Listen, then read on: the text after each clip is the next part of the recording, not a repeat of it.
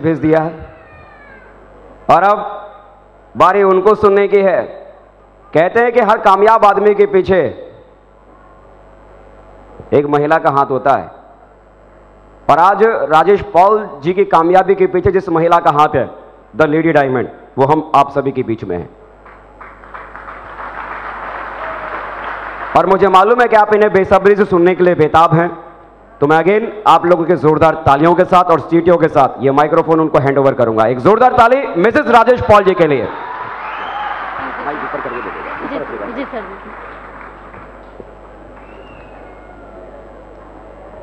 नमस्कार। नमस्कार। मैं मधुलता पॉल, मैं पूर्णिया बिहार से बिलोंग करती हूँ और मैं अपने हस्बैंड के साथ मिलकर काम करती हूँ।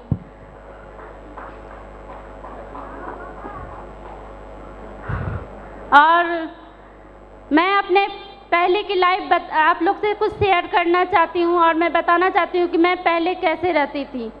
मैं सब समय ऐसी नहीं रहती थी और मैं सबसे पहले तो यहाँ बैठे ऊपर वाले भगवान, मैं उनको तहे दिल से शुक्रिया अदा करना चाहती हूँ कि जिसने हमें इस रूप में जन्म दिया और मैं इस काम को कर सकती हूँ। और मैं अपने बैठे हुए फ्रंट लाइन में जितने भी महागुरु लोग हैं, मैडम लोग, मैं उनको तहे दिल से शुक्रिया अदा करती हूँ। उन लोग बहुत कीमती समय निकाल के और मुझे सम्मान के लिए हमारे लिए समय निकाला और यहाँ उपस्थित हुए। Thank you sir, thank you sir, madam. और मैं अपने माता पिता के भी बहुत बहुत शुक्रिया अदा करती हूँ कि उसने मुझे जन्म दिया और मुझे इस काबिल समझा और यहाँ तक उन्होंने बहुत बहुत सपोर्ट किया कि मैं जो भी हूँ आज, मैं अपने मम्मी पापा और अपने फादर इन लॉ की वजह से हूँ, क्योंकि उनकी सपोर्ट अगर ना रहती तो मैं आज यहाँ स्टेज पे नहीं खड़ी रहती, क्योंकि उनका सबसे बड़ा हाथ है मुझे इस स्टेज तक लाने का। मैं उनको तहे दिल से शुक्रिया अदा करती हूँ और मैं कोटि कोटि नमन करना चाहती हूँ। और मैं अपने सिस्टम और अपने सेफ शॉप, मैं दोनों को भी दिल से डायरेक्ट दिल से मैं उन्हें भी नमन करना चाहती हूँ। थैंक यू सेफ शॉप, जो इतनी अच्छी लाइफ देने के लिए और मेरी ज़िंदगी में इतनी खुशियाँ लाने के लिए। मैं एक साधारण सी हाउसवाइफ थी और मुझे कुछ पता नहीं था इस सिस्टम के बारे में।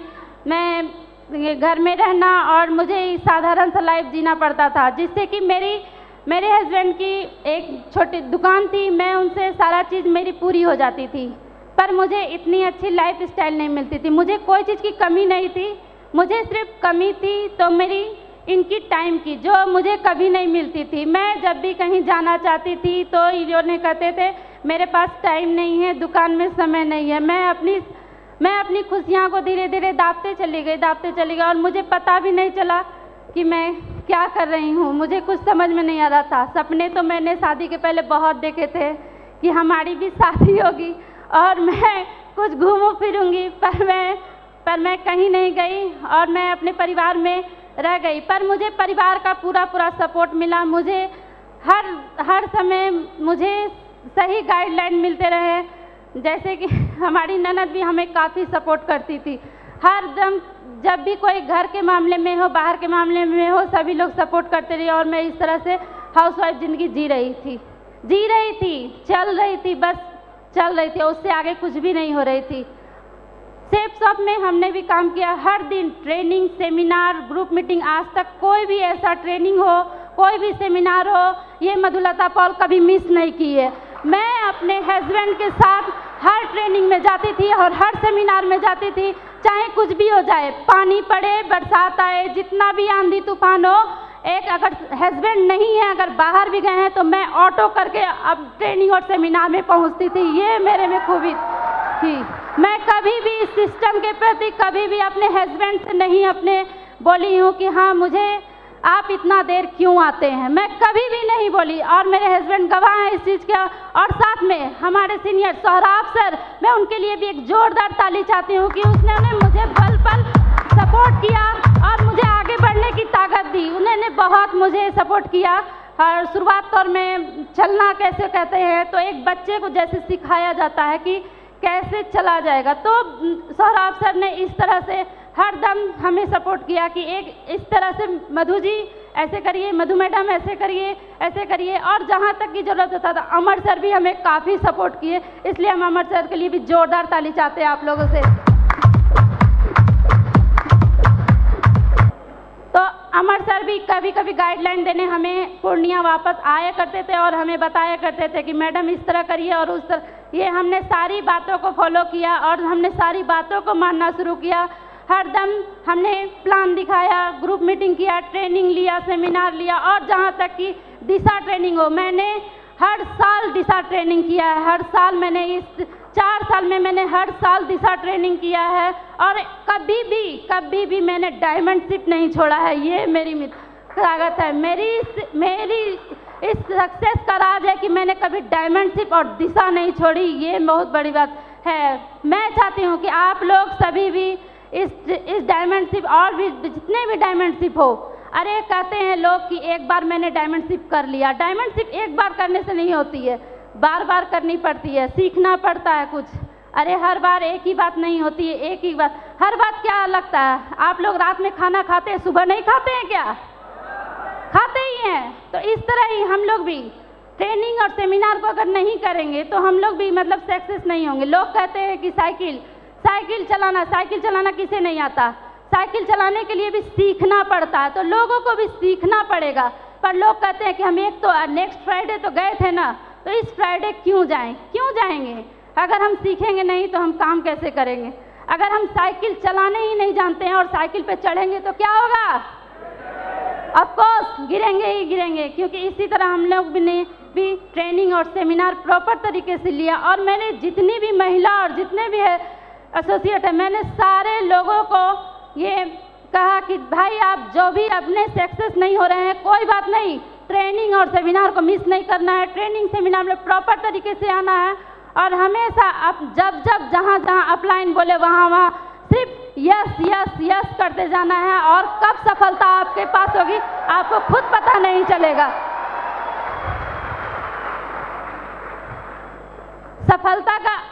सफलता ऐसे नहीं मिलती है। सब समय लोग कहते हैं डायमंड। अरे डायमंड बनने के लिए कुछ त्यागना भी पड़ता है। पर लोग सोचते हैं कि ऐसे आसानी में, क्या लगता है कि हमने प्लान दिखाया होगा, हमको मना नहीं किए होंगे लोग। हमारे भी काफ़ी सारे लोग हमें मना किए, हमारे घर वाले भी बहुत सारे लोग ना किए। जो आज डायमंड बनने के बाद हमारे घर वाले लोग ज्वाइन करके काम कर रहे हैं।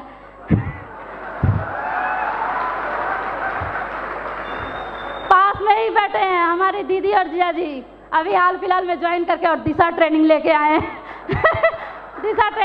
हैं और उन्होंने भी ज्वाइन किया और अभी पूरा मेहनत से काम कर रहे हैं। और बहुत जल्द हमको लगता है कि वो भी डायमंडशिप बनेंगे। आज अविनाश सर का डायमंडशिप देखने के बाद ही हमें पता चला था कि डायमंडशिप क्या होता है। उसके बाद लगा कि हम क्या, मैंने शुरू में ही इनसे कहा था कि आप 10,000 इन्हें दे दीजिए ना, अविनाश सर वहाँ आए हैं घर पे, अच्छा नहीं लगता है, दे दीजिए। तो ये बताते थे कि नहीं हमारे पास पैसे नहीं है। हम बोले पैसे तो रखे हुए हैं, दे दीजिए। तो बोले नहीं हमारे पास पैसे नहीं है। हम बोले क्या, ठीक है हमारे पास कुछ पैसे हैं, आप कुछ मिला के दे दीजिएगा तो एक आईडी लग जाएगा। तो बताते थे कि नहीं हमारे पास कुछ पैसे भी नहीं हैं और हम नहीं करेंगे। अच्छा तुम्हारे पास कुछ पैसे तो दे दो, दुकान में लगा देते हैं। हमने दुकान के लिए हमारे पास पैसे ही नहीं हैं। तो बोले ठीक है कोई बात नहीं है। तो फिर एक दिन गुस्सा में आके हम भी इनसे बोले कि अगर आप नहीं करिएगा ना तो बच्चों के लिए आप कर दीजिए। बच्चों के नाम पे ये कुछ भी कर देते थे। तो बच्चों के लिए है ना आपको एक 10,000 मैंने इनसे अविनाश सर को पैसा दिलाया था और अविनाश सर को कहा था कि सर आपको जहां आपको सुविधा लगे ना वहीं डाल दीजिएगा और हमारा काम सिर्फ चलना चाहिए और हम मेहनत करने के लिए तैयार है। इनको कैसे कराना है वो हम बता देंगे, आपको टेंशन नहीं लीजिएगा। पर ये बोले कि नहीं हमसे काम तो नहीं होगा। हमने ठीक है आप मत काम करिएगा, हम करेंगे ना, हम थोड़ा हमारे फैमिली में भी है कुछ हम उनको ज्वाइन करा के काम कर लेंगे, टेंशन नहीं लेना, आप पहले पैसा दे दीजिए हमको। पैसा तो निकलवा लिए, टाइम टू टाइम पैसा इनको देने भी गए। अविनाश सर को दे, फिर हमसे पूछते हैं क्या करें, दे दे। हमने बस देना है तो देना है और बस बोलते रहते आप हमेशा खाली कि हाँ तुम्हारे लिए करते हैं। अगर हमारे लिए करते हैं तो 10,000 रुपया निकाल के दे दीजिए। तो फिर ये 10,000 रुपया दे दिए और ज्वाइन कर लिए। इस तरह हमने सौराब सर के जरिए ज्वाइन किया और सौराब सर ने हमारी बहुत अच्छी गाइडलाइन के द्वारा हमारे काम कराया। और जब भी हम थोड़ा ट्रेनिंग सेमिनार में जाने के लिए हिचकिचाते थे तो ये बोलते थे ज्वाइन तुम्हारे नाम पे आईडी है, सोच लेना, देख लेना, तुम्हारा आईडी है, हमको नहीं करना है, हम सोच लिए। तो फिर हमको ज़बरदस्ती ट्रेनिंग और सेमिनार में जाना पड़ता था, क्योंकि फिर भी हम नहीं छोड़ते थे, हम फिर भी जाते थे ट्रेनिंग और सेमिनार।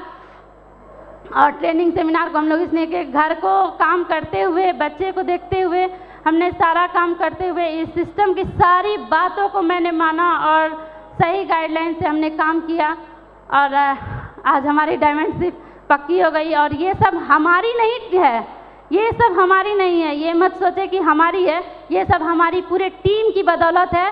और मैं अपने इस सम्मान की अपने टीम की पूरी भागीदारी मानती हूँ और मेरे टीम ने मुझे काफ़ी सपोर्ट किया है, जिसकी वजह से आज मैं स्टेज पे खड़ी हूँ। थैंक यू मेरे टीम लोग। मैं आप लोगों से तहे दिल से शुक्रिया अदा करना चाहती हूँ और मैं आप लोगों को कोटि कोटि नमन करना चाहती हूँ।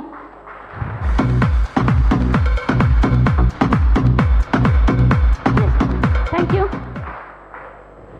मुझे बहुत अच्छा लगा और मैं ज्वाइन कर गई, पर इनको काम कैसे कराना था ये बात मुझे नहीं समझ में आ रहा था। तो मैं एक दिन रक्षाबंधन का समय था और मैं इनको प्रेस करके बहुत मतलब प्रेस की कि आपको है ना बुलाई है, कैसे करते हैं कि आप कैसे भाई है, एक बहन है बुला रही है, आप रक्षाबंधन में नहीं जाना चाहते हैं। इन्हें ज़बरदस्ती मैंने रक्षाबंधन में ले गया और वहाँ पर मैं क्या बताऊँ कि मैं अजय सर की कैसेट इनको दिखा के और हम लोग लगा के और रूम से बाहर हो गए और इन बस फुल साउंड में लगा के और हम और हमारी ननद बाहर हो गए, जो कि इनको पता नहीं क्या लगा। उसके बाद उठे कहते मैं भी डायमंड बनूंगा। तो Ajay, thank you Ajay sir कि आपने मुझे सही वो कैसेट बना के दे दी जो मेरे काम आ गई sir. Thank you sir, thank you. मैं जिस समय मेरी दुकान में करते थे तो दुकान करते करते मेरी बहुत ज़्यादा इनकम थी, तो मैंने 5,000 तक की साड़ी पहनी थी, सिर्फ 5,000 तक की साड़ी पहनी थी। आज मैं डायमंड बनने के बाद सेफ शॉप में रहते हुए मैं आज 45,000 की साड़ी पहन रही हूँ, 45,000 की साड़ी पहनी हूँ। ये मेरी बहुत बड़ी अचीवमेंट है और मेरी बहुत सारी खुशियाँ हैं और मैं अपने हस्बैंड पे बहुत प्राउड करती हूँ, क्योंकि वो हमेशा हम लोगों के बारे में ही सोचते हैं। और उस समय मैं पर्ल ही बनी थी, तो पर्ल से टोपाज बनने में मुझे 1 साल लग गया। इसलिए लेट लगा क्योंकि मैंने सिस्टम तो नहीं छोड़ा था, पर मेरे हस्बैंड को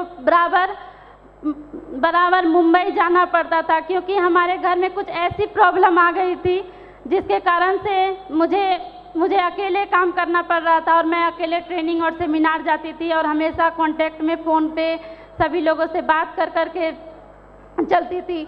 और उसी बीच मेरी मम्मी का भी तबीयत ख़राब था, मुझे इतना मतलब लग रहा था, फिर भी मैं कभी टीम के सामने ये जाहिर नहीं होने दी कि मैं घर से बहुत परेशान हूँ, बहुत दुखी हूँ।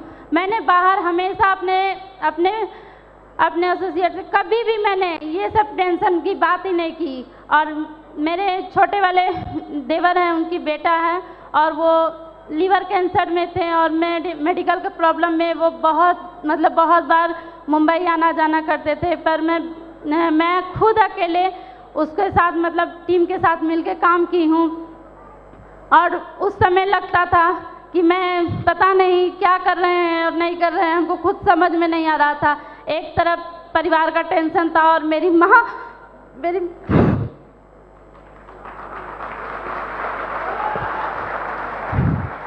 माँ का ब्रेन का ऑपरेशन हो रहा था। उस समय मुझे लग रहा था कि मैं क्या करूं।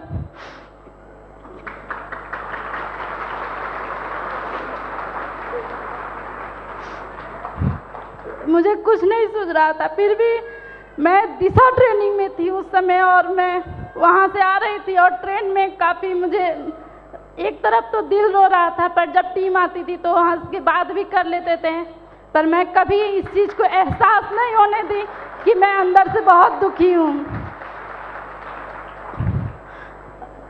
और वहाँ से आती थी। और एक तरफ घर में भी भतीजा का तबीयत खराब था, वो भी लीवर कैंसर से, वो भी मतलब 1.5 साल देवर लोग भी घर से बाहर रहे। और मैं घर पे अकेली पापा को लेके और दोनों बच्चे को लेके मैं रहती थी, और उसी बीच मैं काम भी करती थी।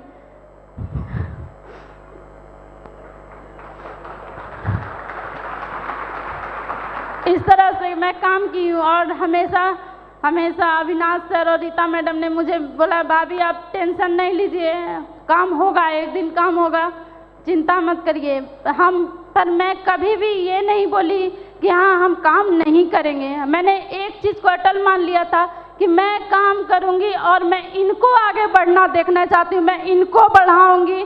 ये मेरी बहुत बड़ी ताकत थी, क्योंकि मैं इनको कभी टूटते नहीं देखना चाहती थी। मैं इनको हरदम, मैं जब भी टूटती थी, ये टूट जाते थे, तो फिर मैं वापस से खड़ी होकर कहती थी कोई बात नहीं, मैं हम ना, टेंशन नहीं लीजिए इस बात के लिए।